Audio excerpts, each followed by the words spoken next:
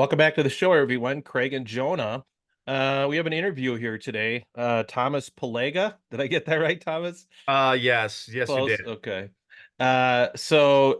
We haven't done a lot of interviews, but Thomas and I found each other on Twitter uh, at on the I guess similar side of the disputes with the trads. And I said I got to get this guy on the show, so we started messaging each other and Thomas was kind enough to come on the show. Before we get started, I'm going to give Thomas a chance to introduce himself, but I am going to link below to a pretty extended interview you did, probably 2 hours within the last couple of weeks over on the Catholic Versus podcast that gives a lot of your background. And so I'm going to give you an opportunity to kind of summarize the journey today, but I'm going to encourage people to go check that out to learn more about your kind of how you got to where you are now. And then we'll start talking about the stuff that we talk about here. Okay. Okay. Yeah, well, thank you, Craig. And so yeah, as Craig had said, I would definitely recommend going through there. It's quite extensive. But the basic summary is, I was raised in a very conservative Catholic upbringing. I was a cradle Catholic my whole life. As I, grew up, went through a lot of questions of my faith. And, eventually at some point, I did become, a traditionalist, was very, committed to that whole worldview. And then eventually, moved past that to where I am now, which is pretty far down the progressive worldview. So I would say that's just like the basic summary of, like where I'm coming from. And yeah, if you want the in-depth story about how that is, I got a great 2 hour basically video on all that. Can you, anything you can share with us about your state in life? Are you married, children, anything like that? Yeah, so I'm single currently. I live alone here at my house. I got no mortgage or Wow, rent. I own the place outright. you're living the dream. Yeah, it won't be for a long, because like I'm a student and, so I'm going to become a software developer, and then eventually, hopefully I'll be able to get out of this place. But for now, it's a very convenient, very comfortable, living style. I can have my own home, and very minimal expenses. But that took a lot of work to Okay. get there. I do have a girlfriend, who's great and she's awesome. So yeah, that's kind of like the state in life right now. And when you're not doing all that stuff, you're on tormenting traditionalists on Twitter, it seems. So, Yeah, well, it's not the only thing I do, but I do that sometimes. so I wanted to kind of hone in on this point a little bit. I think in your interview with CBS, I think you used the term deconstructionist is sort of Yes. how you describe your style, and I can relate to that a little bit. But uh, I want to why don't you describe kind of your what that means for you, how you approach it, and then I kind of wanted to sort of segue into okay, what do you actually believe? Like it's one thing to kind of pick apart weaknesses and other positions, but I'm really curious about what you actually believe. So why don't you go ahead and address that? Yeah, so deconstructionism is a kind of postmodern methodology of philosophy. And basically what it is it's examining various narratives that exist, and looking inside someone's own narrative and finding its own internal contradictions and then bringing those out, right? And showing that. This is very different than an imposition of a worldview from the outside, right? So I could have maybe like a atheistic narrative, right? World. And so I could approach the Bible or Catholicism from, my atheistic narrative, and I would be imposing that narrative from the outside. That's very different than deconstructionism, which is like taking, the propositions and, beliefs of, people who follow a certain narrative, worldview, and using it in on itself. They're saying like, well, if you say this but also this, how can that be both simultaneously true, right? Mhm. Um, and that's, that's not really, I don't really consider it like my philosophy. I'm not like my philosophy isn't a deconstruction, but it's a method. Mhm. And it is a lot of what I do on Twitter, Mhm. right? Is to use deconstruction to help break open people's narratives, right? So I used to be a traditionalist, and it's a very cohesive, powerful worldview, right? It's very appealing to a certain kind of person, especially if you're a young, angry male, which I used to be, and that's exactly what attracted to me to it, Are it's you just no longer young or are you no longer angry? both. Okay. Both. Okay. Um, yeah, I got older. So because I'm 30 now. Okay. That I'm not a young man anymore. Certainly not old, Feels but young to us, but go ahead. exactly. But I'm not that 20-year-old guy, Mhm. right? When I was a traditionalist, I was 20 years old, right? And then also, yes, very angry, just real, just kind of had the blood boiling rage about the world, that I'd kind of been, cheated, and the world's not fair and everything's fundamentally broken, really. Because in order to be a traditionalist, at some basic level, you have to believe that the whole world is profoundly broken, Mhm. right? And so we need a radical, radical transformation in the world. And that doesn't just apply to the non-Catholic world. That very specifically applies also to the Catholic world, right? You have to believe that Catholicism is profoundly and deeply broken in some way. And different traditions going to have like slightly different answers to like why it's broken. But at Mhm. the heart of it, you have to say that, if the gates of hell haven't prevailed, right? The powers of darkness are sieging and boiling over the walls. Mhm. And this is the central kind of core narrative that fuels traditionalism and then rationalizes all kinds of radical extreme behaviors. And part of it is like the reason why they view that is like the church really is in very severe serious crisis. And like that part of the traditionalist narrative, I think, has always been the most accurate and most correct part that they have, right? Like when we look through church history, there are very few times in history, and maybe even none, that we could describe as cataclysmic and catastrophic as what we're going through right now. Mhm. And there's a lot of people, especially if they're more like kind of conservative Catholic bents, probably a good example is somebody like Bishop Barron, is that like, you know, the policy of nothing is wrong, everything is fine, just carry on and carry on. And, you know, that's obviously not true, right? Like that's obviously not true. In the United States, in 1960, 80% of Catholics went to Mass weekly. 80%, Mhm. right? Today, it's about 20% in the United States. And Mhm. it's similar statistics in all developed worlds, right? And by the way, this same pattern of de-religionization in the Catholic Church is happening not just in European country, or it happened first in Europe, then it came over here to the Americas or the other Anglosphere world, like Australia and Canada. But like the exact same pattern is happening in Latin America, right? It's already happening. And even already, if you know the signs of it, it's already starting to happen in even sub-Sahara Africa, right? Like this process is happening everywhere. And the de-religionization of Catholicism is very different than how it experienced in like Protestantism, right? So this is often one thing like people try to like, say like, or are they kind of like similar?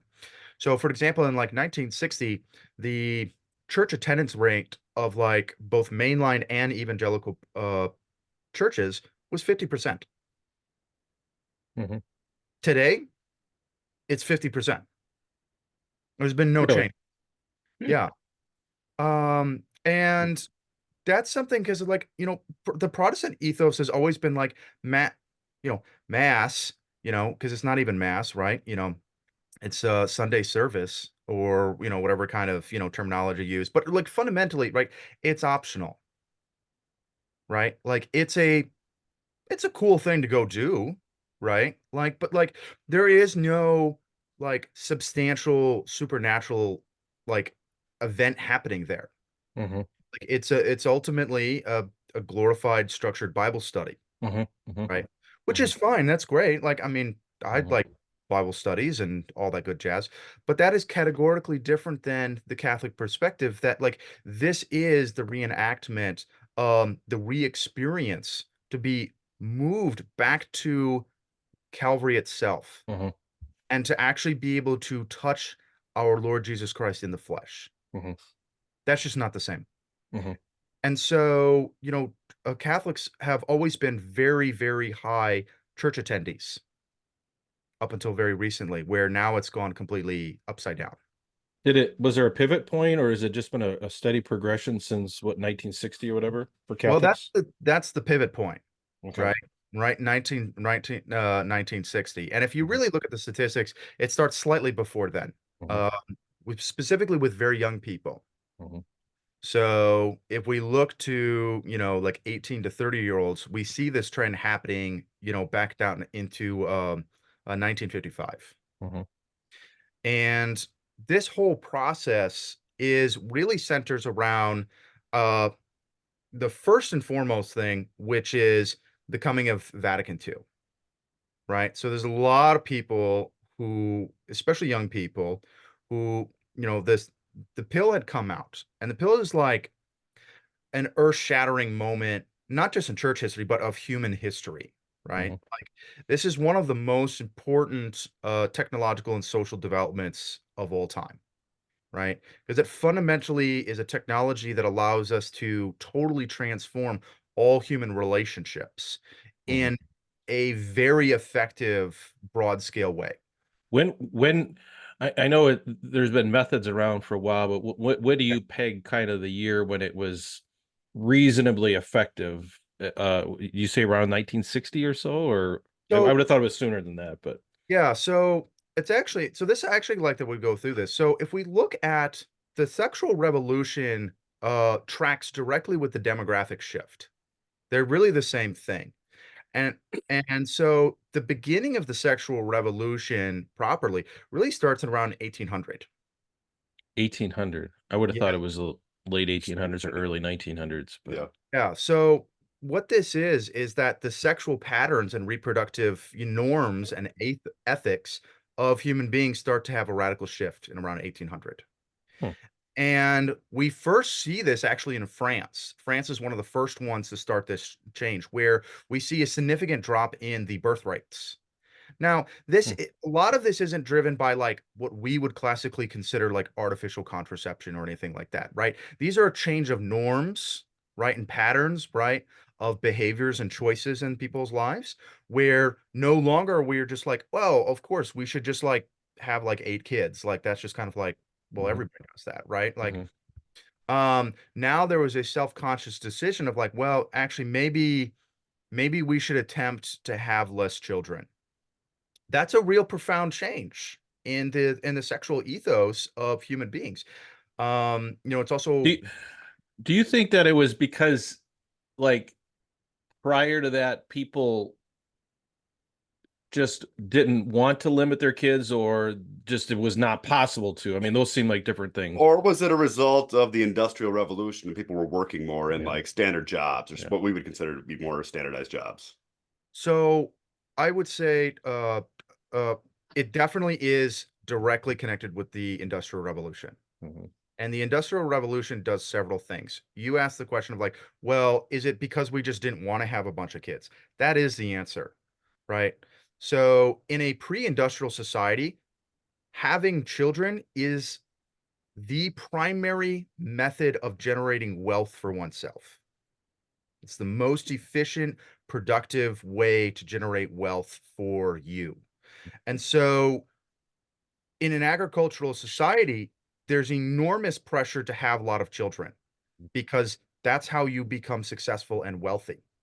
And, I lived in Tanzania, and we have that, we're going through, like in the village where I lived, we're going through that transition from subsistence farming into modern, industrial society. Like, so I was like right there as was happening, right? Like you can see both sides.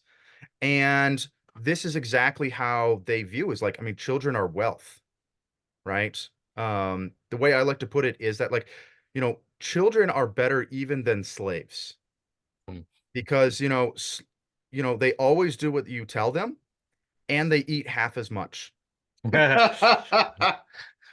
It's true. And Yeah. so the pressure, to have lots of children is very high.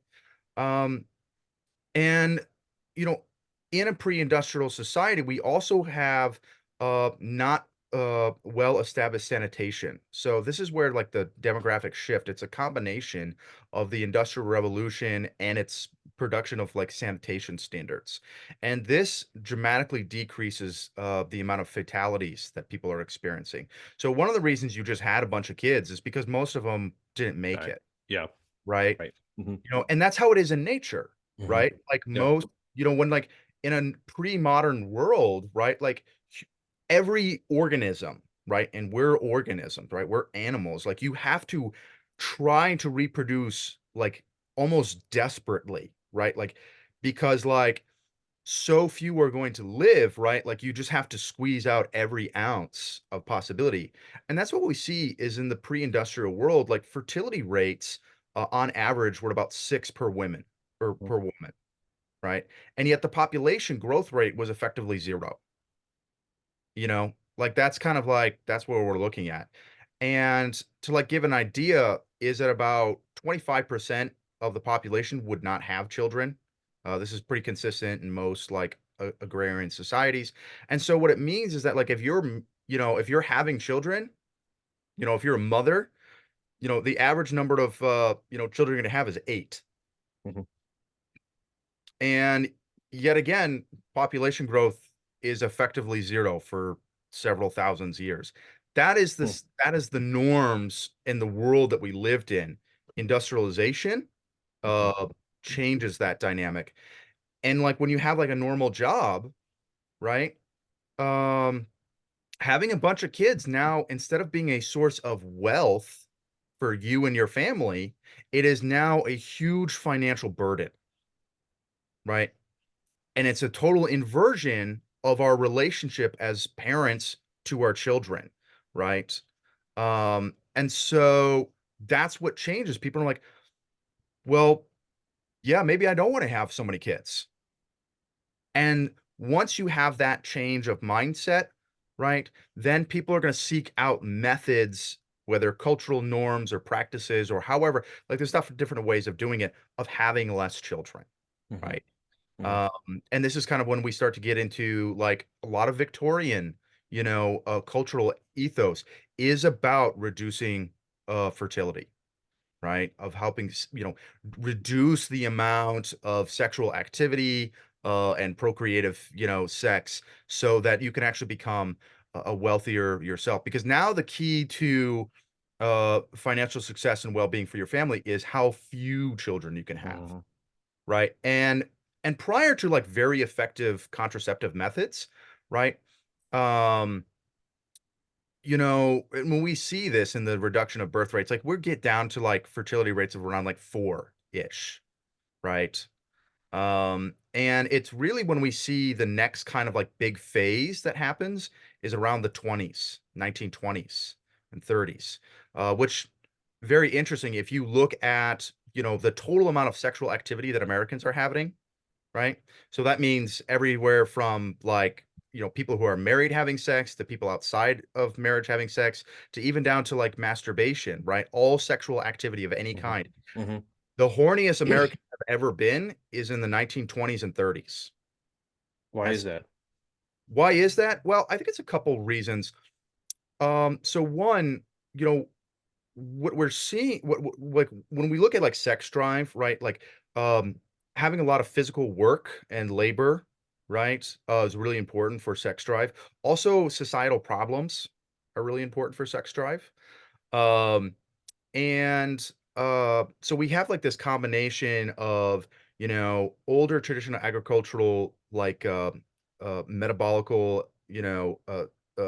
like norms in society, which just that's another thing that we happen, like in the industrial revolution transition, right? Like as we're moving out of agriculture, right? Like even down to like our metabolism changes dramatically.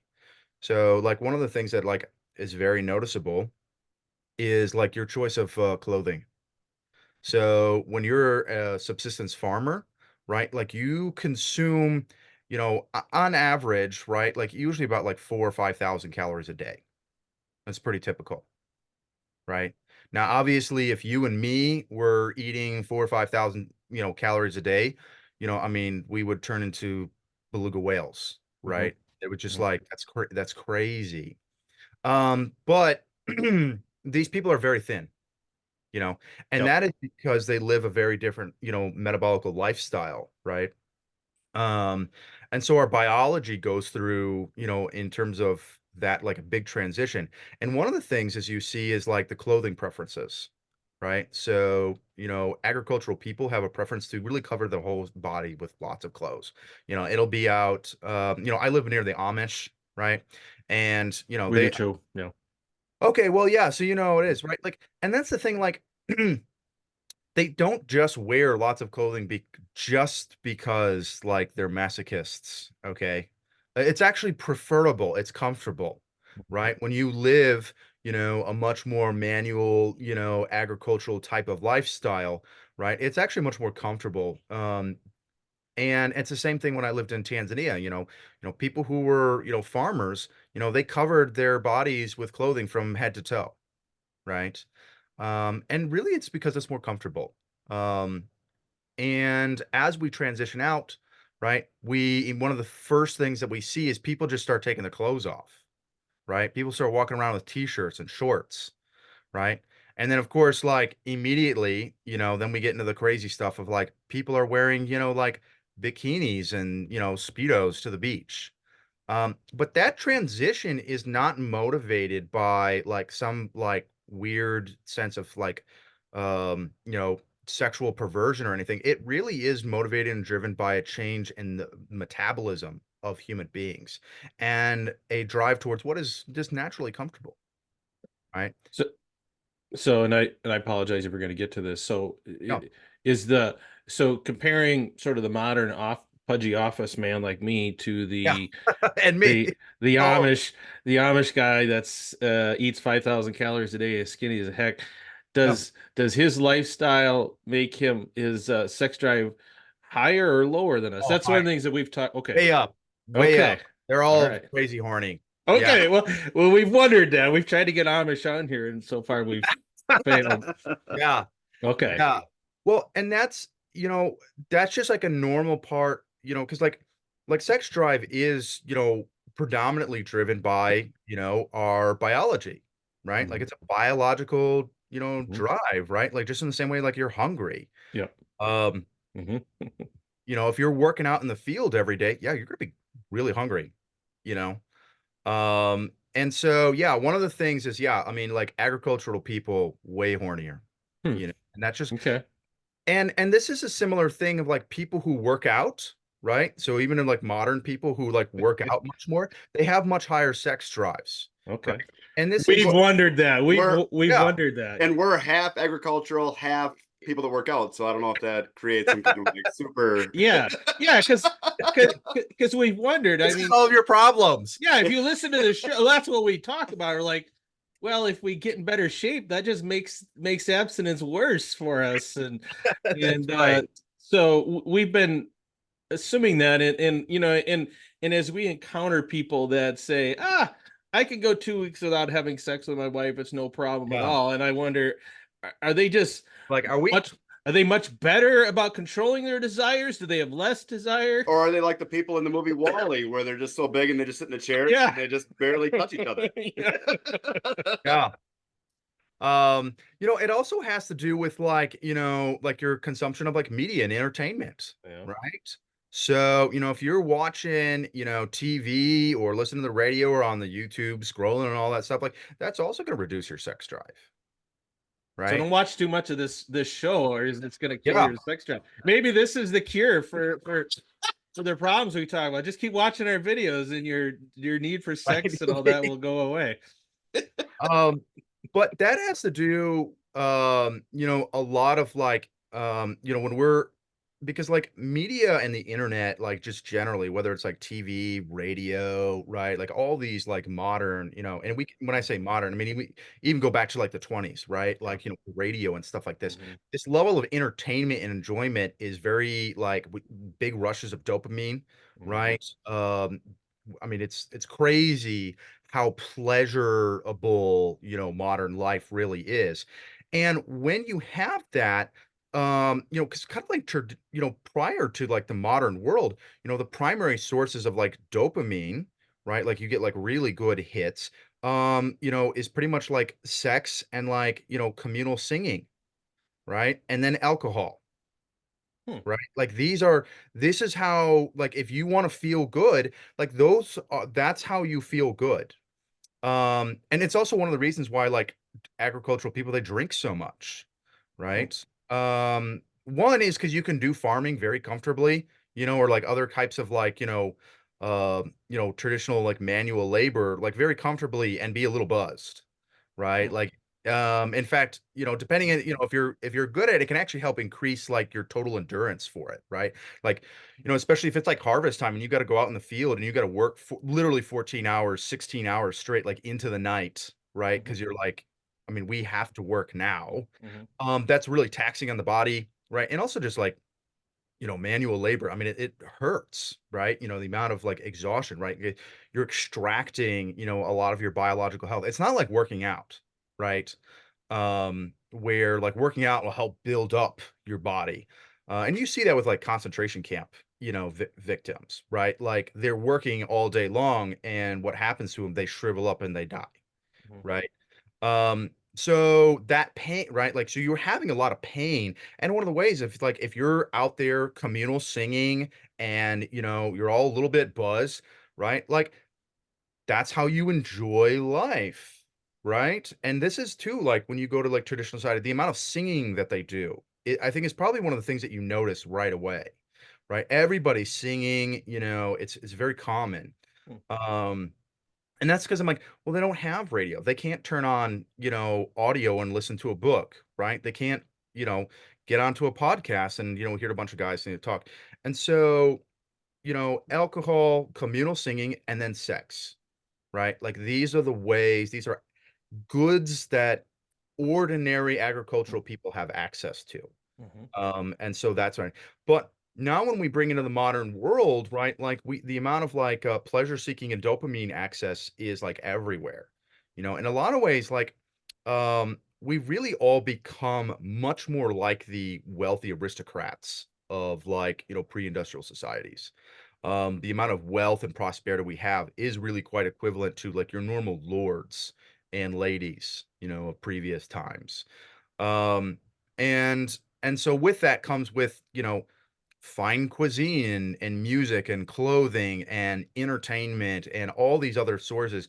And so the kind of like drive towards, sex is always going to be just like more secondary Hmm. in that kind of environment because you just have other ways to enjoy yourself. Hmm. So the aristocrats had less sex than the common people of that era. I think so. Yeah, I think that's like it's quite obvious. Because like Hmm. modern like aristocrats suffered from the same kind of diseases and problems that modern people do, right? Whether that's obesity, allergies, faint, like just having like metabolical issues of faintness and like, melancholy, right? These kinds of like these are all modern like these are modern diseases, and the aristocrats are suffering from these same problems. Fascinating. Well, all right. Well, what's the next step in our discussion then? What do you uh, Yeah. Well, I'm very curious, like, if you have questions for me. of like things that you've heard, or you have like kind of interesting, questions for me, I would love to hear. Well, let's start this. So if people that have been following the show kind of know what we talk about, but to the extent that you haven't really seen a lot of our content, let me give you kind of a snapshot and then I'll Hey. segue. So Jonah and I are what I would say conservative but not traditionalist Catholics, married, kids, the natural family planning, and The agony that goes with it. the agony that goes with that.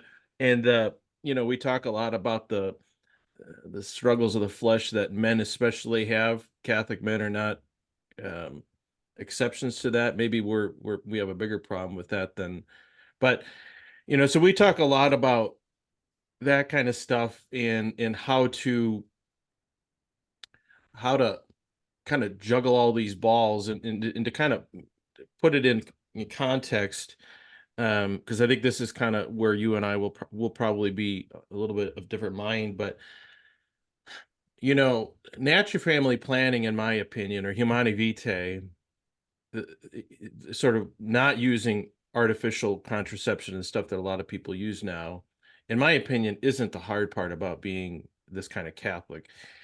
It's not easy, but it's not the hardest part. It becomes hard when you pair that with the other stuff that we as Catholics believe, which is, let's say, no masturbation. Yep. We got a catechism section on that. It's lots of quote unquote illicit stuff that people do, Catholics do, to try and deal with the periods of abstinence, or Yeah. you just have a ton of kids like I do. Yep. In missteps, so to speak, are mortal sins potentially, like could damn you to hell. Like that package together is sort of the environment Yeah, that it's we live very in. And overwhelming. yeah.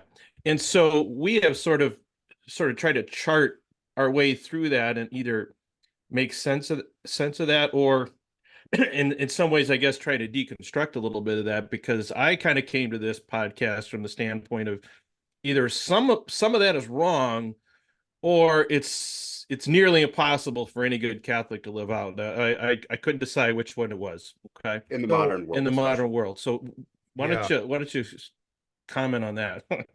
Yeah, so actually, I was like listening to one of your guys' videos, and that's what has really stuck out to me is that last part, right?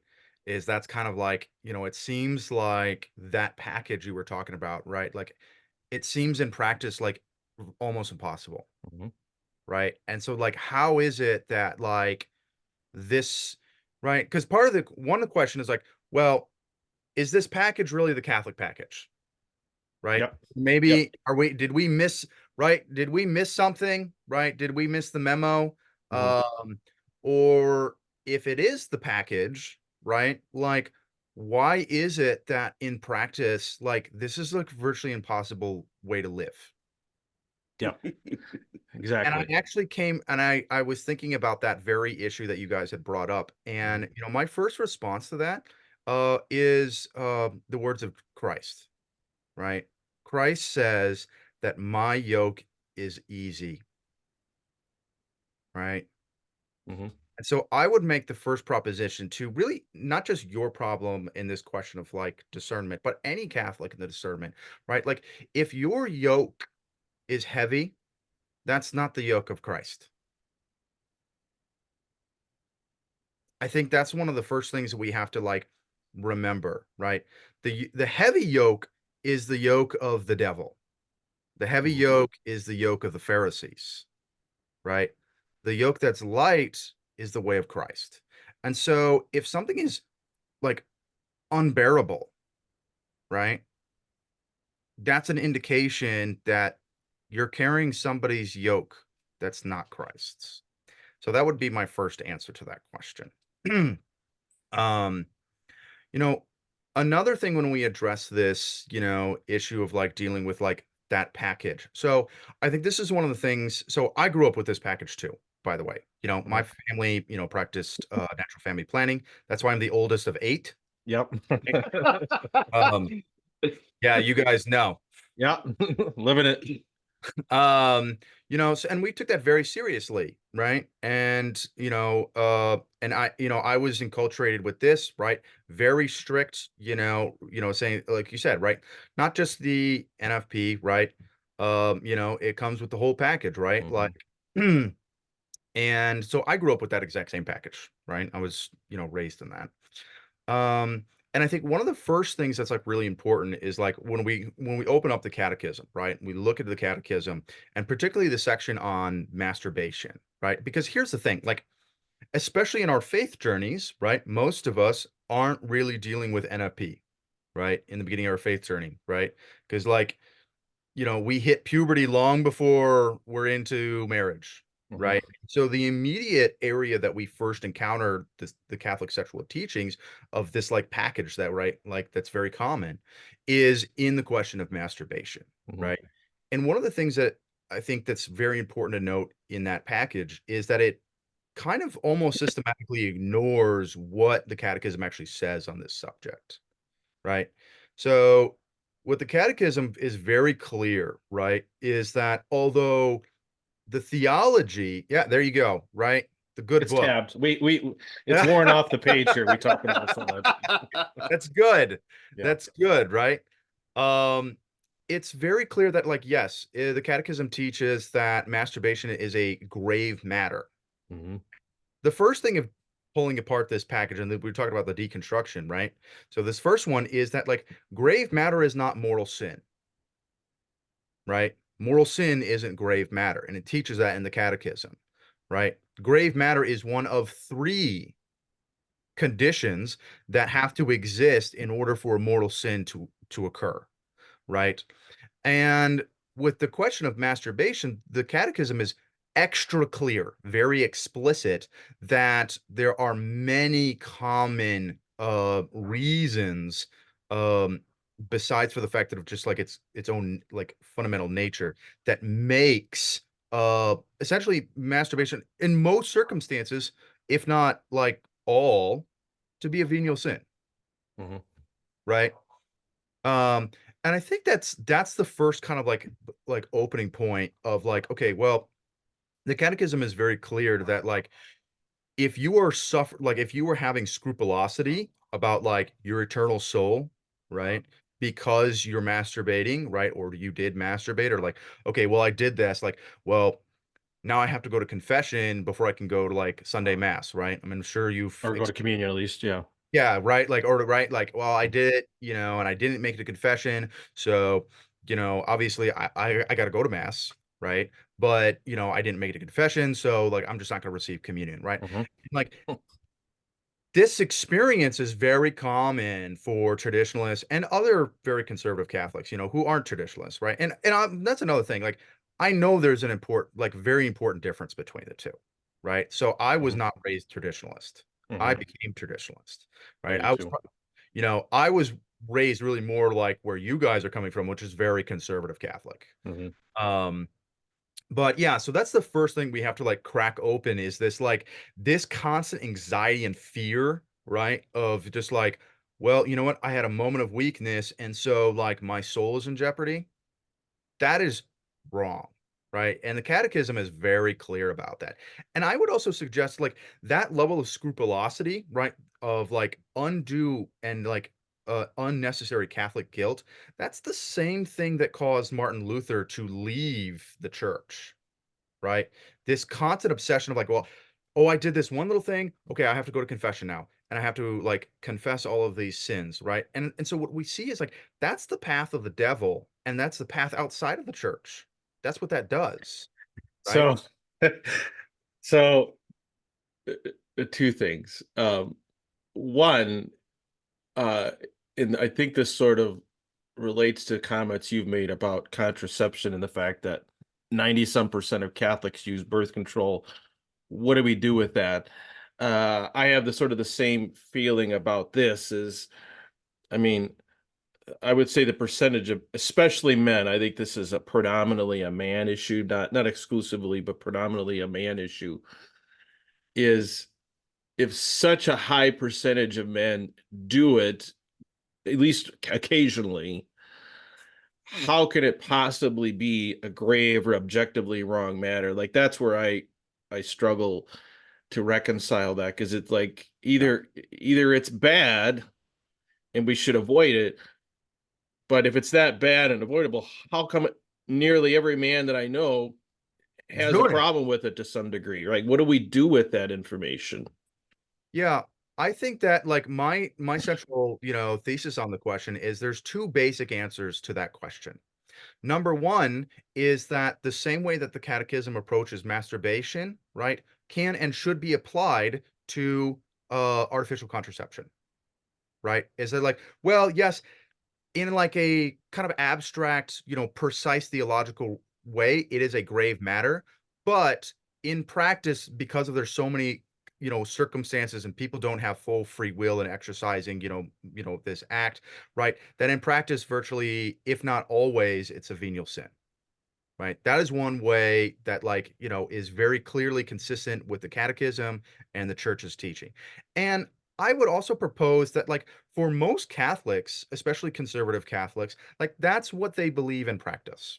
Right. Whether that's a systematic theological understanding or not, they're like, well, yeah, it's wrong. Right. Just like, I mean, looking at a woman lustfully, like, that's wrong. You shouldn't do that. Right. That's bad. But, like, if you do, like, you're not going to go to hell for that, right?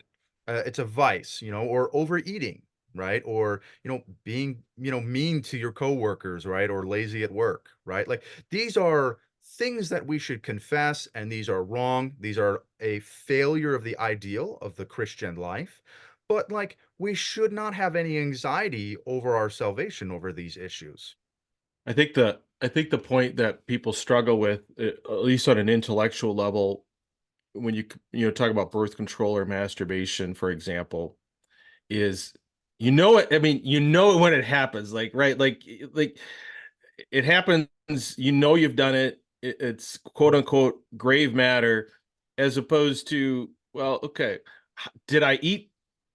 At what point in the eating process did it become gluttony? At what point in my imagination about this Was that woman did it cookie? cross the, Was yeah, that what cookie was the the tipping one? point? Right. Like there's no, it's gray, it's discretionary, whereas these are very specific acts Hmm. that Have a clear endpoint. you don't have to, yeah, I mean, like, it happened. So now, okay, now did I have requisite knowledge? Did I have free will? I think it's really hard not to become scrupulous about that, because how do we judge our own capacity to know? And I think for a lot of us, we just err on this side of, I'm just going to go to confession, because am I just being too easy on myself? Like, I think that's especially for masturbation. I don't have as much insight into the birth control thing, because that's not something we've ever dealt with, but that's, I think, the real squeamish part of being a Catholic that I think a lot of people struggle with, that we try to kind of unpack on this show, because that's just a very real world common experience, I Oh, think, for a lot of this guys. also, so this isn't the exclusive issue, but this is the main experience of like why most people end up leaving the church. Mhm. So most people who end up leaving the Catholic Church, and I don't mean like becoming a non-practicing. I mean like, if you ask them like, "Are you Catholic?" and they will tell you no, Okay. right? That's the Mhm. category of people we're talking Mhm. about. Um, it's almost like it's like 75% of them leave the Catholic Church between the ages of like 10 and 18. What's happening there, right? What are they struggling with? And it's basically like one of three basic reasons, right? Metaphysics about God. And because, like, honestly, this is something I would say actually of things that like I actually really appreciate about like Bishop Barron, this is probably one of like the big ones where like the reality is that many people grow up with a idolatrous and false concept of who God is, right? The God that many people, and it's not just Catholics, I mean it's just all kinds of religious people, right? We aren't special in this regard, is that like the kind of God is basically an ego projection of a petty tyrant that either like basically does what I want to do, right? And that's the God that people encounter. And, it's like that has much more to do with Zeus, right? And Lucifer and Satan, right? And Baal than it has anything to do with God, right? And so when people encounter that, right, that metaphysics are like, wow, you know what? That's a bad God. I don't believe. Mhm. Okay. So that's one of the big reasons why people leave. Mhm. The other one, which is definitely, and the second one is the most common, right? Is this struggle with the masturbation issue? Because this is the first encounter people have with the sexual ethics issue. And then, connected with the masturbation, right, is also immediately go into like premarital sex, Yeah. because premarital sex is extremely common. And it's Yeah. not just even whether or not you do it, right? Mm. And I think this is important, right? So it's not just like, well, I want to masturbate or I want to have extramarital sex, right? And so I think this is so natural and I can't understand why this is wrong. So like obviously the religion I belong to, especially if you're Catholic, because like Catholics are very, Mm. often we get that package you were talking about. And you're Yeah. like, well, if me just wanking it is like, if that's going to be what God says, like eternal Yeah. fire and burn hell for you all, I'm like, Yeah. out of here, Yeah. right? Like, and that's like, that's a big break point. But it's not even just the like, well, I did it, because here's the thing: even if you're not doing it, your friends are, right? The people you're close to are. And you're like, okay, so is like my friend, Craig over here, is he going to burn in the fiery pits of all eternity? Like, I know he makes And it. they're good people. They're not evil people, right? Yeah. That's So that's the issue that I have too, is that, can I be more merciful than God? Because I feel like I can see the good in a lot of people. Mhm. And Yeah. I just really wrestle with that. Well, and that's what ties back into that like petty ego tyrant concept of God, right? These feed back off on each other, right? Um, and then the other one, of course, is, conflict with science, Mhm. right? A lot of people grow up, learning maybe not creationism, but like a lot of people who grow up in very religious environments, a default scientific skepticism, Yeah. right? You can't trust. Evolution and stuff. Yeah. Yeah, you can't trust the vaccines. You can't trust, the evolution. You can't trust the liberal professors who are Mhm. atheists. And there's all kinds of different things, but basically, right, like science is at best tolerable, right? Because it makes like iPhones or something, right? Yeah. Like other than Right. that, Yeah. it's bad. Be Okay? very suspicious of it all the time. Yeah. Yeah. And when kids are going through that, right, then they come into contact with school and they start to get educated and they're like, actually, like science is amazing, right? Yeah. Like I'm learning about history and literature and mathematics and biology and chemistry and physics and like all these things are like, this is amazing. Like if my religion is like deeply skeptical of this, well, my religion just doesn't seem, it seems to be based on kind of like, I don't know, like Bronze Age like stories about sheep fucking. Like I don't really understand like why that should be the standard, right? Over, my experience with the academic institutions that are just really like people are finding like very persuasive from the ground. And I'm like, this is really serious. Like this should be the standard upon which we like guide knowledge and truth on. Um, all of that happens in middle school and high school. Makes By the sense. time they hit college, Mhm. like most people have already decided, right? And I think that shows of just how broken Catholic or not Catholicism is. That it's like, here are these kids. I mean, like, we're losing them when they're not even emancipated adults. We can tell them to do whatever we want. Right? We can put them in a Catholic institution. We can decide who their friends are, what they're going to eat for dinner, and we're still losing them. That's a that is indicative of systemic problems. Now, Yeah. what I'm the solution is, that's a different question. But like, mm, and that's always my problem I've had with like conservative Catholics. Conservative Catholics like, well, there is no problem, yeah. right? Right. Well, we just need we just need to communicate the Catholic faith in like, with like in 4K with like better audio, Yeah. Right. right? Like that'll get them, or I was there was this one thing, and this is the part I'm gonna pick on like Bishop Barron, because I think he's really emblematic of like this whole strategy. Is he was like putting together a drive to send out Bibles to college students, right? Mhm. First of all, one, they're in college, they're already gone, Yeah. they already left. Yeah. And two, I made a tweet. It was like, talking about how, basically everyone's already having premarital sex and using artificial contraception, but don't worry, their 40-second, free Bible, that's what's going to get them. Yeah. That's not going to cut it, folks. Right. But of course this is hard, right?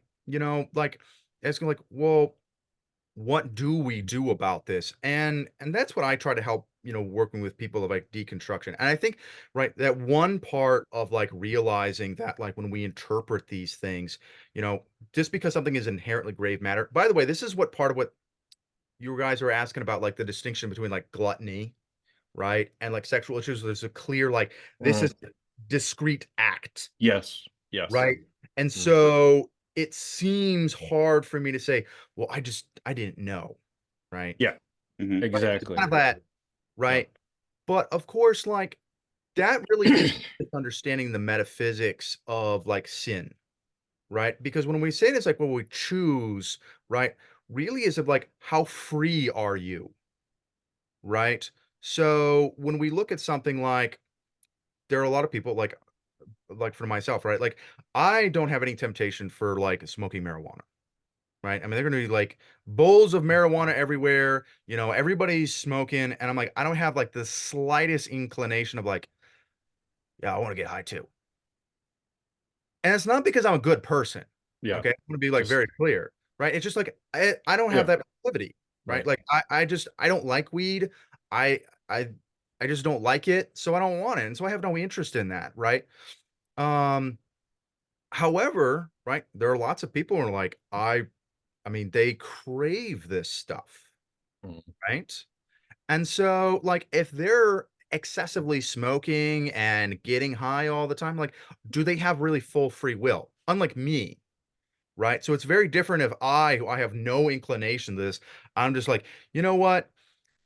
I'm just gonna, even though I have no like desire to do so, just for spite's reasons, I'm just gonna get like knocked out, crazed, high tonight. That's me with full free will, right? Yeah. Not, somebody who's like, well, yeah, I really struggle with this like all the time, right? Like I don't know how to live, I don't know how to operate, I can't sleep if I don't smoke, right? There's all kinds of people who have these kinds of issues. And so, you know, just in the same way that we could think of like, oh, like drugs, right? Like it's an act, right? Of like especially when people say there's different theologies on this, but like definitely some people are like, hey, if you like black out, right? Like that's a discrete act, a violation, right? If you've separated, the consciousness right from yourself, and so that's like that's a grave evil and it's a grave matter, like that's a very distinct act, and that you're like, okay, I don't remember what happened last night because I drank too much. Well, there you go, right? You're Yeah. black, right? um and but the thing is like we have to understand is like when we look at like free will isn't just like, oh, I know in an abstract way that this is like this is wrong and I'm doing it, right? That's not what that means, right? Because this is part of fallen human nature. And if we actually start to re-examine ourselves, we see we do this all the time with very little things, right? Like, oh, I should be very honest. I should tell my wife that, like, hey, you know what? Like, the real reason I didn't show up on time last night was because of this. I know that's what I should say, but you're like, yeah, but I'll just say this, right? Like, oh, yeah, I was busy. Right? Like, like, hey, you know what? Like, okay, I should say this, right? This is the honest, appropriate thing. And she deserves that, right? But I'm not going to go do it, right? But Mhm. it's a matter of weakness. And so I think when part of how we deconstruct that idea is we start to examine like our foreknowledge of like discrete acts, right? Of other things, right? And this actually helps deconstruct and break down this like, why is sex so different? Because sex isn't really different. Sex is actually this is actually the central problem with a lot of the ethos around sexuality is we want to make sex as if it's morally so unique and different from other acts, right? And the way to overcome these issues is by re-examining, like, your question about truthfulness and lying, right? Look at questions of like gluttony or like immodesty, right? Like, immodesty isn't just again, part of this help this deconstruction process. Modesty isn't just about like, oh, well, I'm showing too much skin. Okay. Like Mhm. that's not really what immodesty is about. Immodesty is about, drawing undue attention to yourself. Which we do all the time, right? And that could because like uh, probably one of the best examples, just to kind of like visualize it, is like a 2-year-old throwing a temper tantrum. Mhm. That is extremely immodest, right? That's extremely immodest. And um when we start to look at, moral like characters in other areas, right? This I think is what helps us break down, when we look at like, like our finances, right? Like, when you go and you buy something, that's a frivolous thing to buy. Like that is a discrete specific act. We've all had that. We're like, I shouldn't buy that. I know I shouldn't buy this thing, it's too expensive or I don't need it or whatever, right? Or I should spend this money on, something else, right? But you do it anyways, right? That's a discrete act, right? And we start doing this with our whole life and we start like seeing, right? We just like reorienting our mind. And so what happens is that like it's easier to come back and like look at this question about like an understanding of like sex, right? Of like, well, why is it that like sex seems so different? That's just a frame or a framing like that we have. And so part of what we need to do is we need to break out of that frame. I'd like to, if I can, not to break your stream here, but I want to make a point that I think is really, really important here. Um,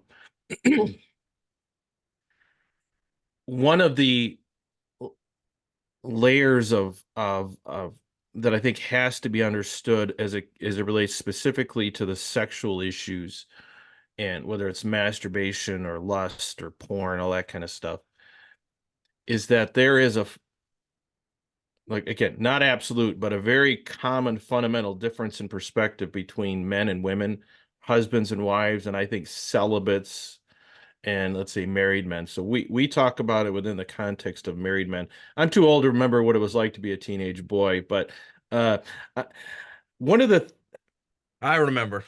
okay, and I kind of wish you were married so that, but what I can tell you is that marriages, Catholic marriages, especially traditional Catholic marriages, I would say almost universally suffer from this disconnect Imbalance. or different experience between husbands and wives because just to give you an example, one of the things that transformed my marriage and we talk about this podcast is my wife coming to the understanding that this stuff is something I struggle with, continue to struggle with even as a married man.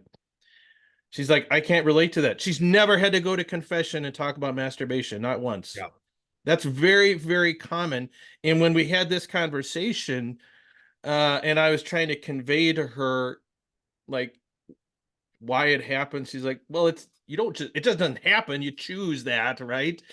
Right. In her mind, she could not understand. It's a discrete Yeah. act. You do it. Like, and this is absolutely fundamental that has to be understood, especially by any of the women out there, priests out there, whatever, is that again, we're not saying it's okay, you have no moral culpability, but the freedom to choose not to do this stuff is Profoundly diminished. exactly. Yeah. And my marriage and Jonah's marriage transformed amazingly once our spouses understood that because they could not relate to that. That was not their experience. And Oh, one of the things that we want to do in the show is reveal that to other people because it's not an easy conversation to have. And even if you bring it up, the circumstance, it may not just hit like something very I want to say there was a very acute situation that happened in my life. I'm not going to talk about Okay. Jonah. His wife and him started talking about it because she heard us talking about this stuff on the podcast. Like, Yeah. how do you introduce this to your wife or your priest? Like talking about it, the priest, like Well, real quick, not, like I don't really do the masturbation thing on Twitter, you know? Like I do lots of other things, but like yeah, part of it is just like it's so weird, you know? Um, and yet it's like it's tragic because like this is a holdover of our Victorian kind of like sexual ethics where like if we don't talk about it, yeah, it's not real, yeah. right? Mhm. And we still have a lot of that like very prudish attitudes, right? Like, well, because here's the thing, like this masturbation issue, like this is one of the most common prevalent issues that people deal with when it comes to the moral realm, right? Like this is incredibly big issue and I think it's the biggest issue for most Catholic common. men, at least. Yeah. Yeah, and I actually agree with that. It's the most prevalent question and most immediate to our Mhm. like subjective lives, right? Yes. Especially, in the modern world with, the internet and Yes. everything, right? Like, and so this is why, like, this is actually one of the reasons I want to get on your show is because, like, I don't have like the best like way to deal with this like on Twitter is like, but we do need to be like real about it, right? And when we look at that imbalance, because I know this is really important to you, right? The imbalance between like men and women on this issue. Um, I don't think that's really the best way to look at it, actually. Okay. Um, and the reason for that is that like the divine division, although as generically speaking, does fall around gender lines, it really has to do with individuals. There are certain women who like this is bigger issue than it is for some men, right? And We this just haven't run into them yet. Yeah. We've heard they exist. We just haven't seen them in the wild yet. yeah, you need to go to the public colleges and find find them at the bars. Yeah. Um no, but you guys are married and all good, so you're not Yeah. gonna run into Yeah. these ladies. Yeah. Um But we actually know this through like you don't have to go, find them on the streets.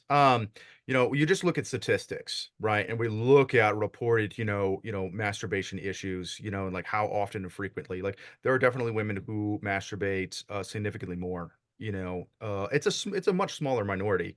But really what all this is being driven is by your biology, right? Mhm. And your social conditions, right? So depending on their lifestyle and your genetics, right, you're going to have a strong propensity for this or not, right? Um, and this is like having a high sex drive is just a normal indication of like overall health and virility, Yeah. and I will really do mean that, right? Yes. Like part of That's, the reason our biology is designed to have low sex drive when we aren't healthy and we aren't virile is because probably is an indication we should be having children, yeah. Mm. Yeah. right? Yeah. So, just in the same way that like women will lose their cycle if they become too thin, right? Hmm. If you lose too much weight, you Hmm. actually lose the cycle. And I'm like, well, why Yeah. is well, it's because I'm like, if you are extremely thin, but evolution is like determining like, it's like, hey, you know what, like now is probably not a good time to have kids because Yeah. you're starving, Yeah. right? Like that's a Hmm. good indication. Same thing Hmm. is if you're very stressed, right? If you have a lot of stress in your life, your sex drive will go down a lot, right? Because I'm like, okay, well, if you're really stressed, maybe more kids Isn't a good. the solution, Yeah. right? Yeah. Um, and so there's different things like our biology is driven in a certain way. Like when we're very healthy and we have good genetics and live a healthy lifestyle and our relationship with our partner is going really well, yeah, we're gonna be really horny, right? Hmm. Because like that's the biology saying, hey, you know what? Everything is going great. We should like make more of that, Hmm. right? Like Yep. that's the biological drive, right? Yep. Um, so I think it's like, it, best way isn't necessarily to like divide upon like men and women, although there is important. Like this is much more common with men, right? Like women have have like evolved, right, and have really high pressure to be very different with their sex and sexuality than men. Mhm. Uh, men's sex drive, to maximize, reproduction, right, is basically to be horny all the time, always, Mhm. Mhm. right? Mhm. And there's very little biological incentive to like not be that way. Mhm. Right? Whereas women, right, like there's lots of evolutionary pressure to be like, okay, how can we limit, the amount of children we have? Because like, human females actually have like very low fertility rates for like, animals, right? So if you have like a dog, right? Like if you allow dogs to reproduce naturally, like they might have 100 puppies in their lifetime. That's crazy, Mhm. right? And this is actually pretty typical with like most other like animals in nature is they have like huge numbers of offspring, right? I mean, just gigantic numbers. Human beings have very few, even when we're like, raw Most dog. fertile. Yeah, raw dogging it to Mm. the max, right? Mhm. Like realistically, most, women have like, unless there are some exceptions, but like realistically, like you're looking at around like 12-ish children is kind of like a natural biological maximum where, you start basically before you're 18, right? And you just repeat the process, all the way up until you lose fertility rate. Um, so that's kind of like that's like a high end, obviously there's lots of biological exceptions, right? I mean, there's women like who can do more, but generally speaking, like, but 12 offspring as in your total lifespan, like from a naturalist perspective, that's very low, right? That's very few offspring, right? I mean, like you can have a Labrador, a golden Labrador have 12 puppies in one litter, Well, right? and when you factor in how frequently humans have sex compared to Yeah. animals, right? Like Yep. they're kind of one and done, and they're like we're Yep. so yeah, I agree. Because we also evolved to have a lot of sex, Yeah. right? Mhm. So, sex, has like obviously a reproductive function, but it also has a pair bonding function, Mhm. right? So, this is, basically the production of oxytocin in the mind, right? Mhm. And oxytocin transforms our behavior, right? So we become much more altruistic, more affectionate, physical. It reduces testosterone levels, right? Increases estrogen levels for both men and women, by the way. Um, and it causes like imprinting, on our partner. So we start to enjoy our partner more. We are more familiar with them. So all these things, oxytocin is like a primary driver of it. And this is like a key component of sex. This is why, like, when you start to have less sexual activity, right? Like relationships become harder. Right? Oh yeah. Yeah. Yeah. Yeah. And I think that the biological aspect of it is all fine and good, but I also understand the traditional standpoint of you should just avoid those things in the hopes of getting, attaining salvation in the end. And you just have to suffer through life, and that's the good part of it. The suffering is good for you, and just that pays dividends in the end. And there is some safety in that, I think. But then you also, at the same time, might live in a way where you're portraying a less than enjoyable life. And I don't know what the correct way to live is. Does God want you, should we live in a happy household where sex may be done not always in the, finished in the appropriate manner, or where birth control is used? Or do you grit your teeth and never have sex and just trudge through life? I don't know. Barrett. Yeah. Um, of course, that's the big question. And, the reality, and I think this is an important fact that, like, regardless of your perspectives on this, like, the overwhelming percentage of Catholics, they've already made that decision, Mhm. right? And that is they're going to use artificial contraception.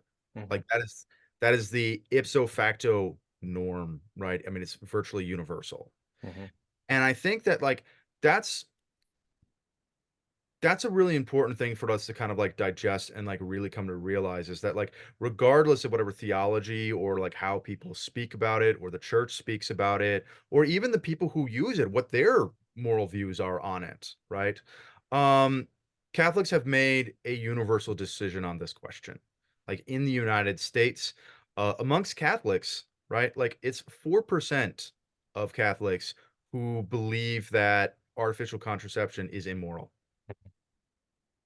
4%. Wow. It's very low. You know, when you ask Catholics' real opinion on the subject. For self-identified conservatives, right, who are Catholic, right, 88% of them say that they disagree with the church's teaching on artificial contraception. And so the traditionalists would say that that doesn't really matter, Yeah. because the truth is the Exactly. truth. Yeah, that's the problem. And I I sympathize to some degree with that, but I also sympathize with what you say is like, can we just like do we just disregard the fact that this is statistically impossible, or most people just can't or won't follow this? Um, that was sort of the turning point for me that kind of made me a former traditionalist. Is I just Yeah. You're like, ugh. yeah, I just had to turn off too much of my brain and experience Yeah. to make this all work. And Well, um, and this is why I think, I propose, because I talk to, I have, conservative friends, and I talk to conservative people. And like, I understand, like, they may not totally embrace, my worldview on artificial contraception. I understand that. Right. And in many ways, like, I'm not trying to get people to do that. mhm, Right. But first and foremost, by realizing how ubiquitous it is, right? I think the question about, like, what is the severity of the moral, guilt in this? And I think that, like, regardless of your belief on, like, whether artificial contraception is immoral intrinsically or not, I think we have to be real with ourselves that, like, as a matter of practice, right, most of this is venial sin, right? It's an understandable, natural part of human fallenness and weakness. And so we need to be gentle on ourselves and our fellow Catholics and, potentially children who are like growing up. It's like, hey, you know what? Like, understand that, like, you're probably going to do this and, like, that's okay. Like, God still loves you, right? And you need to not, like, uh, live in a state of despair because you're doing what everyone else does, you know? Um, and I think that's, like, really important.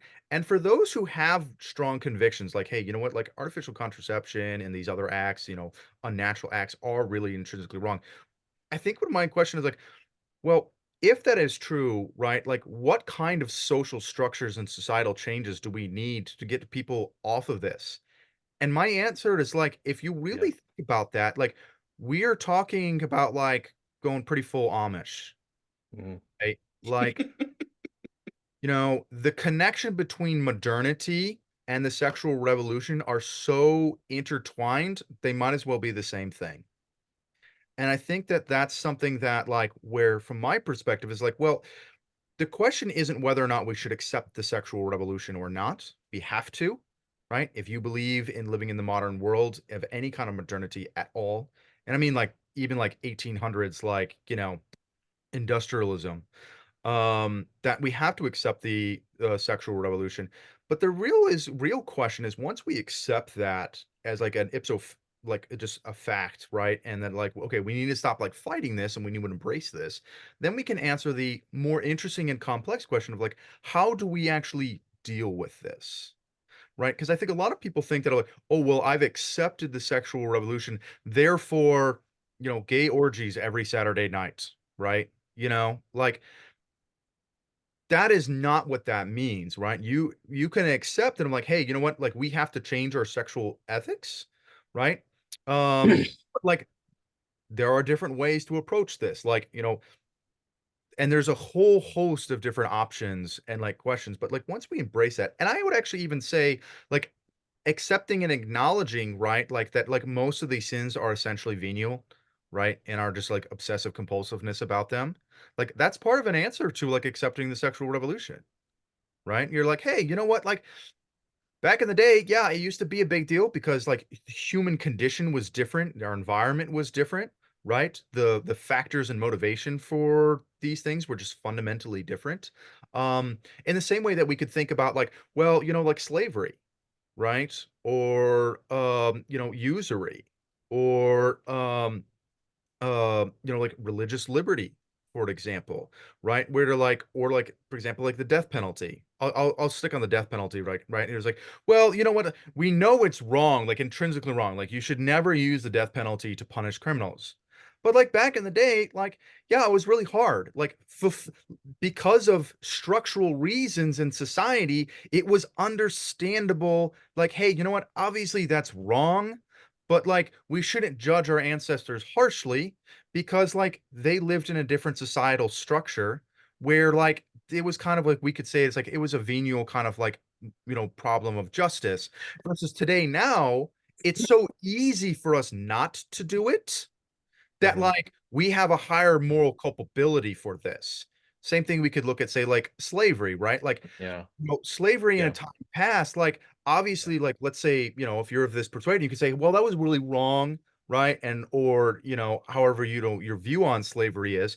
But like it was understandable because people were so poor and destitute, and like most people could barely even like have enough calories to like survive. And this was like one of the very few ways that anyone could acquire wealth. There's lots of different reasons you could say, like, well, it's understandable that our ancestors, turned to slavery, but like today, like we don't need to like beat people and like, you know, put them into the fields to like pick cotton. Like that's just like egregiously wrong. And like maybe it was understandable for our past, ancestors who have done that, but for us, we have a different moral framework that for us doing that, like that's just so morally unacceptable because there's not even a justification or reasoning why.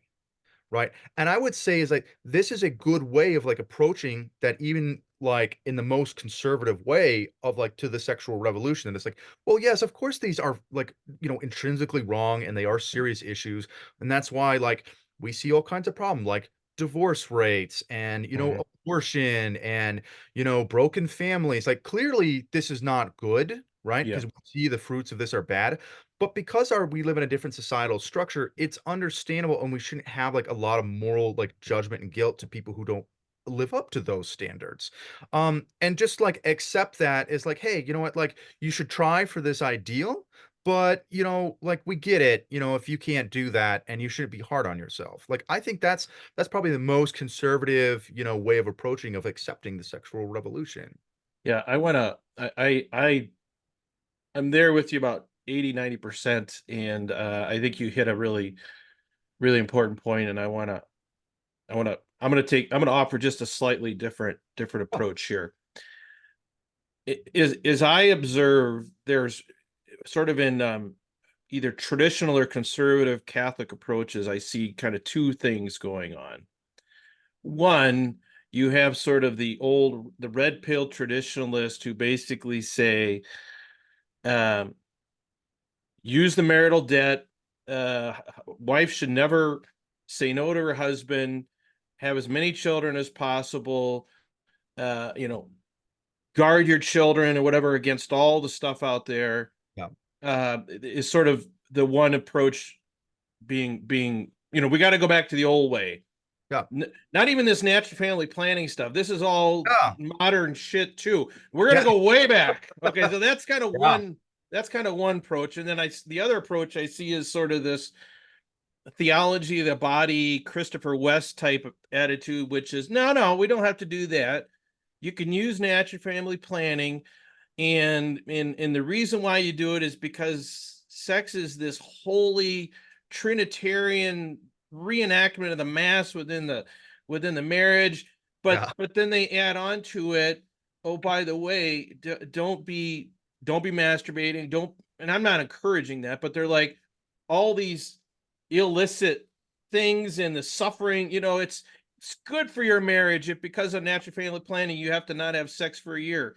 I It'll call make your bull. sex life better. Like that's sort of the second, and we're kind of in the middle. And I will say this: Okay. I am deeply grateful that we've used natural family planning our whole life. I wish every Catholic had the opportunity to use it because my knowledge of my wife's understanding that I understand her is so profound that I wish every Catholic could enjoy that. Yeah. Um, And now we're in our mid-40s. We have 9 kids. We're kind of hopefully done. We're learning a new NFP method. We've got the whole fertility monitor and sticks, and we're doing everything. Like, I don't care how much it costs. Let's Yeah. figure out a way that we don't have to get pregnant again. What But then the thing is, okay, yet you still have abstinence. So what happens? Do I have to like rigidly avoid any 2352 violations? Are there other things that Catholics can do?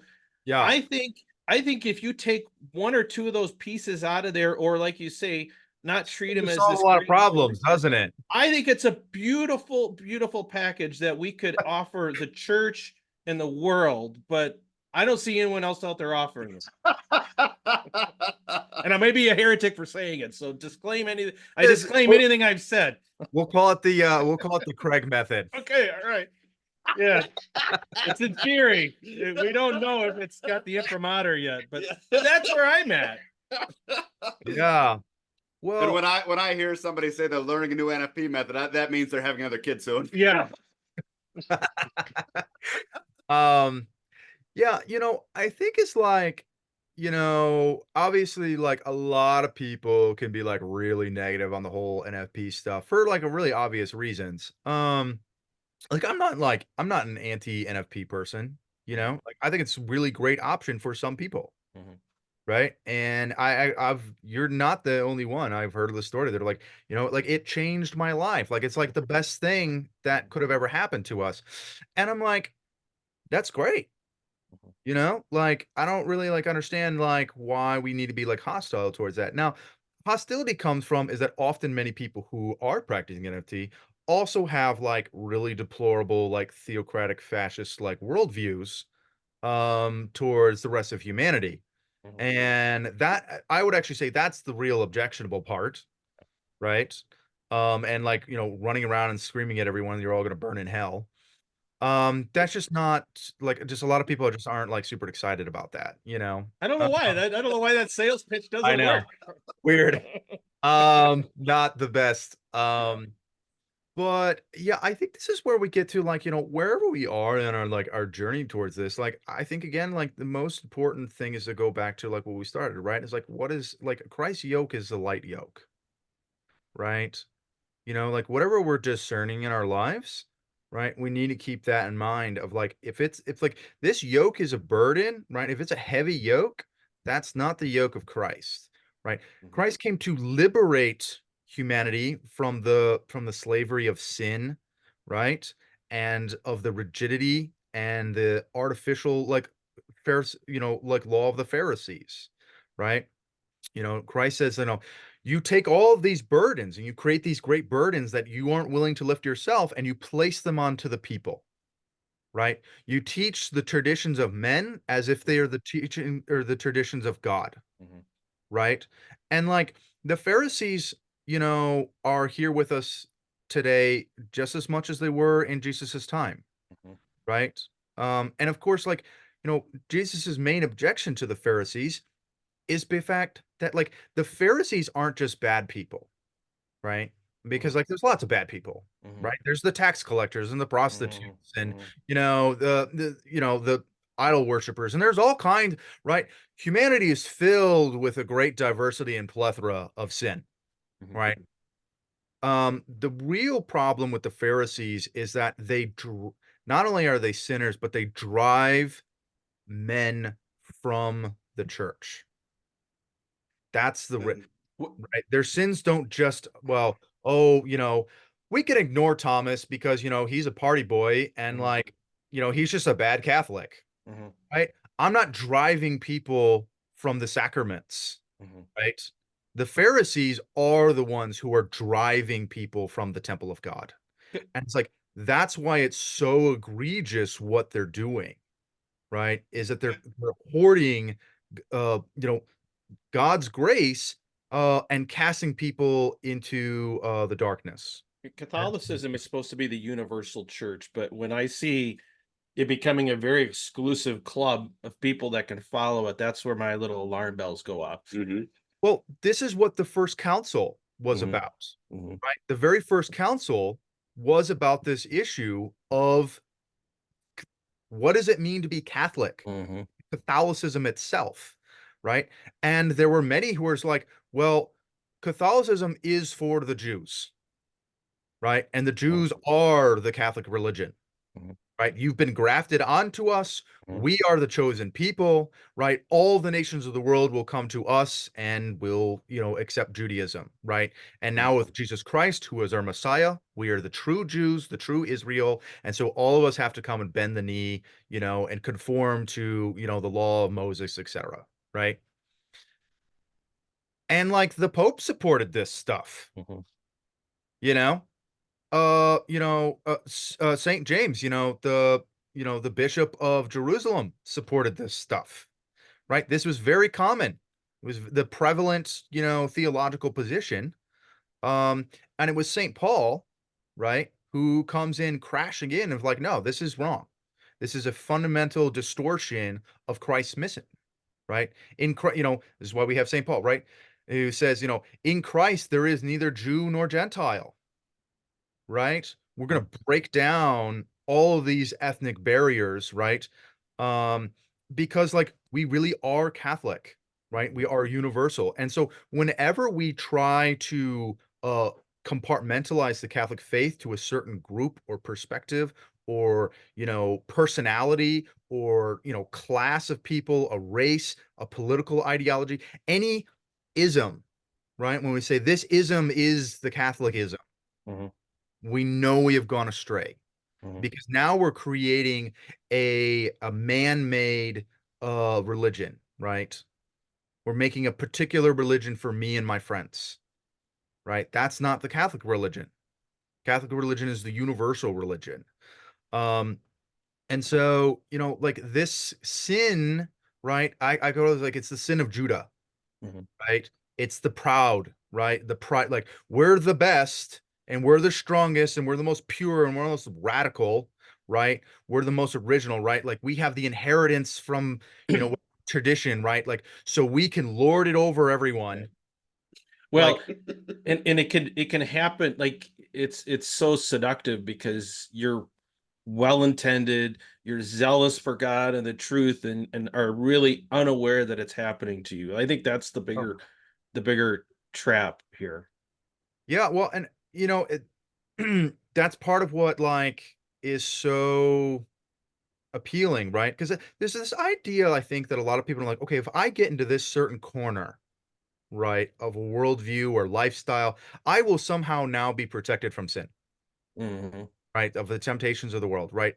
But Hmm. here's the thing, pride is always the sin that overcomes all of these like artificial barriers you can put yourself in, right?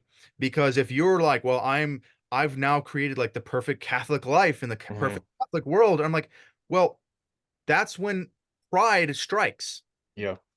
right? This is where Yeah. like Lucifer, right? Like Lucifer wasn't some like miserable creature, right? He was the most wise and the most beautiful and the most powerful, the most amazing creature that God had created. And it's he who fell from pride, right? Because Hmm. he's like, ah, I am so good and so perfect and so amazing and so wonderful, right? I am going to aspire equality with God. That's right. And that's pride. And so, we always have to be reminded of like, no matter how perfect the world seems, right? Like the more perfect and excellent our life comes, the more the temptation towards pride will come, right? And so none of us are safe, right? Like the devil will always come after us. Yeah. And and pride, people aren't prideful in ugly things or miserable things, right? People have pride in things Yeah. that are amazing, Yes. beautiful, Yeah. excellent, fantastic. Hmm. And this is what I think is tragic because like there's a lot of things that like I miss from being a traditionalist. And one of them was like the liturgy, Hmm. Hmm. right? Like I like a lot of the traddy stuff. Like Hmm. I'm a very high churchy kind of person. Hmm. I love the bells and whistles. Hmm. Like I go to Notre Dame. Uh, we have a giant basilica. It's beautiful. Like our we have our tabernacle. It's literally like 20 feet tall and covered in gold. Hmm. Uh, like literally, it's 20 Yep. feet tall. It's all covered in gold. Um, you know, like I love that stuff. But we have to remember, right, that like just as Christ was saying, it's like, right, like, what makes holy is not the temple, right? It's God who dwells in the temple, right? It's not the gold of the temple that is sacred. It's that fact that God lives there, right? And that's really important temptation that we have to remember. Like, if we build a great, beautiful, temple, right? Is that temple for God, or is that a temple for man?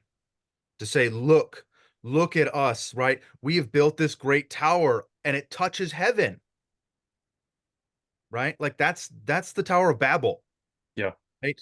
You Yeah. know, and so we have to remember, like, well, if we just, cover this all in Catholicism, somehow we've like magically protected ourselves. And it's like, no, always temptation leaks in of, creating idols, of even, to make an idol of the liturgy, to make an idol of the temples that we build, to make an idol of like theological schools of thought. Like, I think one of the most like miraculous, important like miracles that God, did for us was to kill Thomas Aquinas.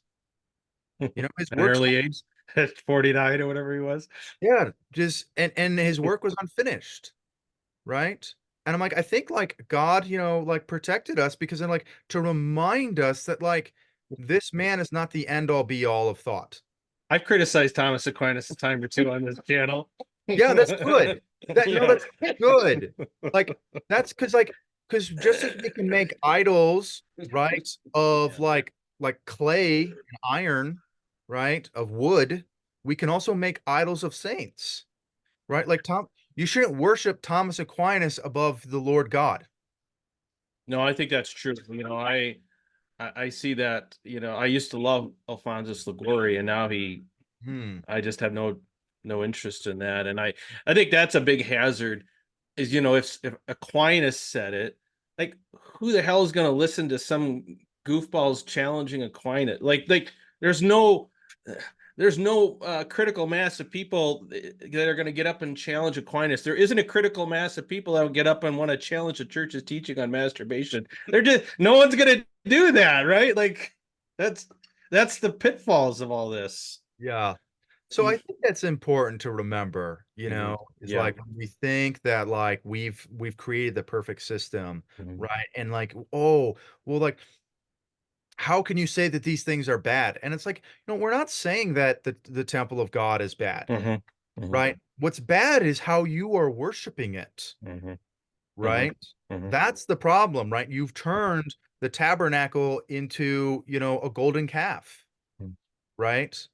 Um, and so we always have to be remembered, and that like helps us bring humility down of just like whenever we think we've got it all figured out, Yeah. remind us like we don't, Yeah. you know, because we're not God, right? And we shouldn't aspire like to pretend as if we are. And we shouldn't treat things that we've created, as if they are like of God. And that's because that's again, that's the Pharisee, right? Like, to treat the traditions of men as if they're the traditions of God, right? Like Thomas Aquinas isn't the teachings of God, right? Yeah. Like they're teachings of a man, Yeah. a holy man, a wise Yeah. man, Yeah. right? And we have a lot to learn. Like this is why we have saints, right? To like bring in the family. But like Yeah. always have to remember it. I'm like, yeah, but he's not infallible. Yeah. These are the words of the Holy Spirit, right?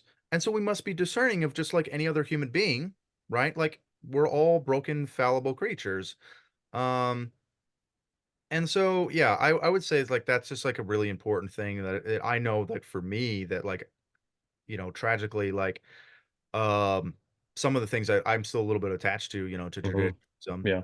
that and I think like it's tragic because like, there's a anthropological like a phenomena that's called schismogenesis. And basically, this is what it is that when two communities who used to be one, right? Like they Mhm. shared a single Mhm. culture, they start to divide and become like culturally very distinct, especially in their external manifestations. And this is caused by a differing of sacred beliefs. So when I have fundamentally different sacred values, right? Like what I hold is like, oh, this is what is really, really real. We can't question this. This is non-negotiable. Yeah. Yeah, right. Like this is Mhm. what we are. And if you're not on board with this, well, then you're not one of us, right? Mhm. Mhm. Um, Mhm.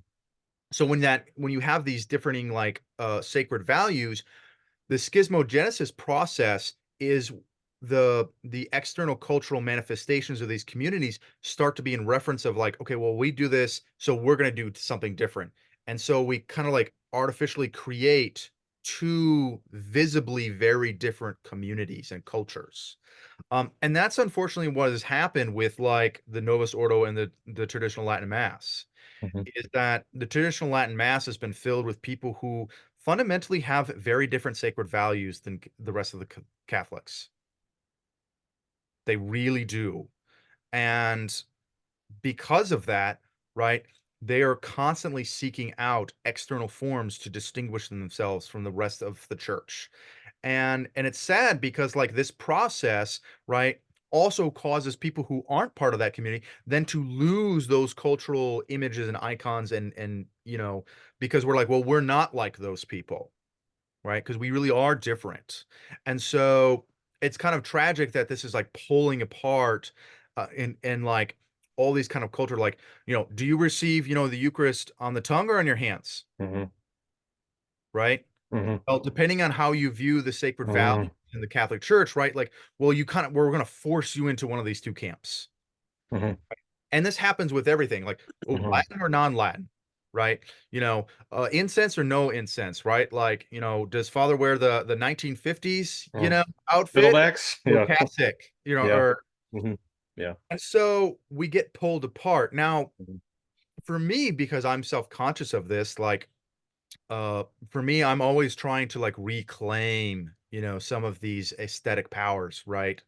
But ultimately, one day, like, the only solution out of this is for like, non-traditionalist Catholics to look at the aesthetical tradition, right, that we have, and to create fundamentally new aesthetic tradition. High art, high liturgy, but it's got to be different.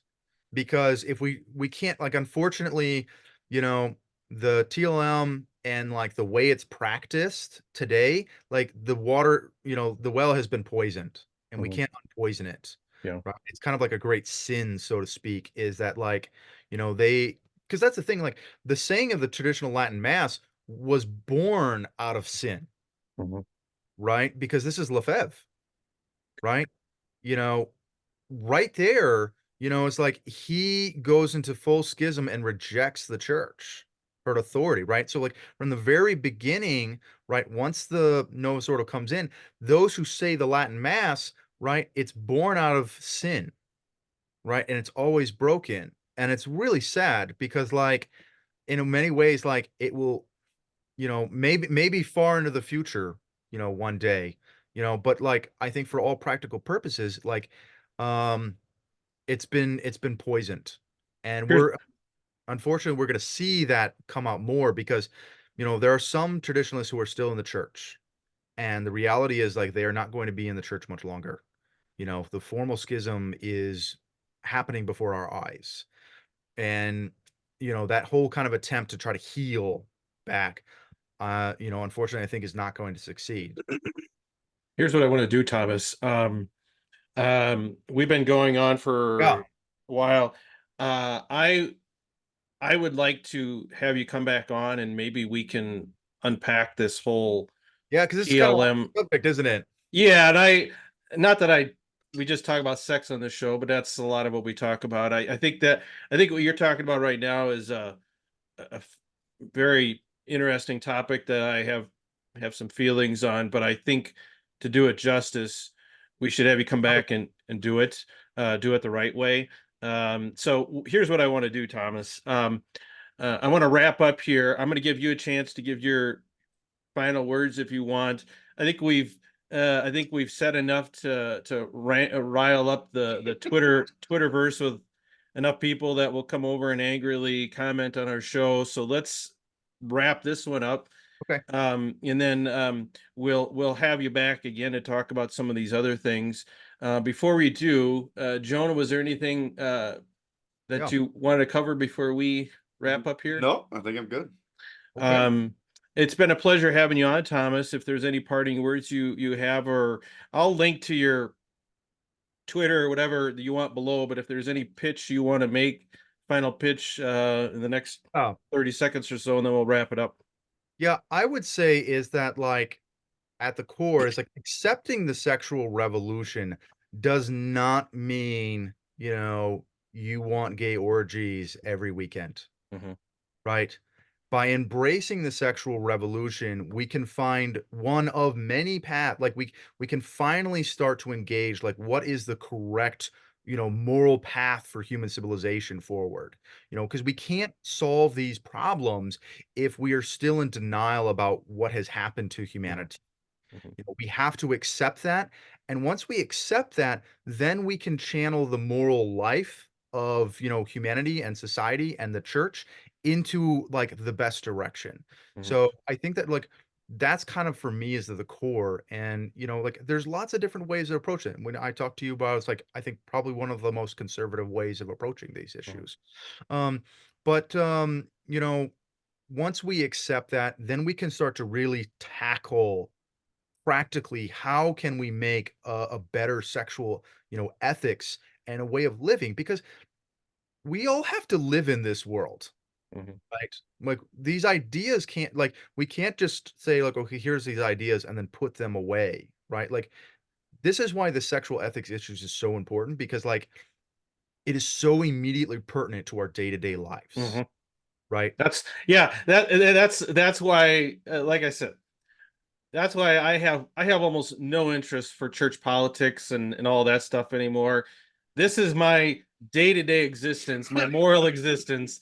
That's why we Exactly. do this show. And maybe eventually I'll come back to that stuff, but this is something I think is real and affects almost every Catholic, especially every Catholic man on a regular basis. So we appreciate you coming in, and we would like to have you come back and maybe talk about Oh, these things some well, more. So I'll say one last thing is, that's what